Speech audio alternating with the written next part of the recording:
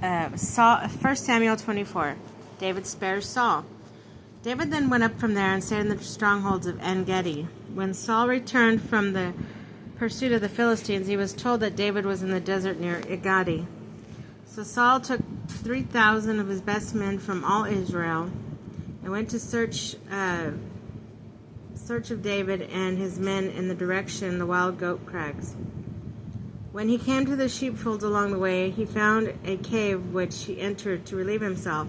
David and his men were occupying the inmost recesses of the cave. David's servant said to him, "This is the day which the Lord has said to you, I will deliver your enemy into your hand. Do with him as you see fit." So David moved up and stealthily cut off an end of Saul's robe. Afterwards, however, David regretted that he had cut off an end of Saul's robe. He said to his men, "The Lord forbid that I should do such a thing to my master, the Lord's anointed, to lay a hand on him, for he is the Lord's anointed." With these words, David restrained his men and would not permit them to attack Saul. Saul then left the cave and went on his way. David also stepped out of the cave, calling to Saul, "My Lord King." When Saul looked back, David bowed his face to the ground in homage and asked Saul, "Why do you listen to those who say David is trying to harm you? You see for yourself today that the Lord has now delivered you into my hand. In the cave I was told to kill you, but I took pity on you instead, and I decided I will not raise a hand against my master, for he is the Lord's anointed. Look here, my father, see the end of your robe which I hold. I cut off an end of your robe and did not kill you. Now see and be convinced that I plan no harm and no rebellion.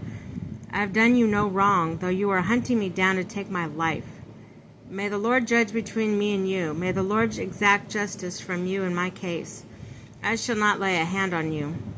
As the old proverb says, from the wicked comes wickedness. Therefore, thus I will not lay a hand on you.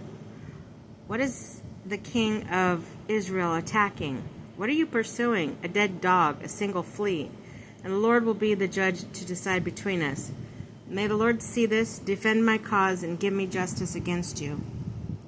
Saul's remorse. When David finished saying these things to Saul, Saul answered, "Is that your voice, my son David?" And he wept freely. Saul then admitted to David, "You are more right than I am. You have treated me graciously, while I have treated you badly. You have declared this day that you treated me graciously. The Lord delivered me into your hands, and you did not kill me.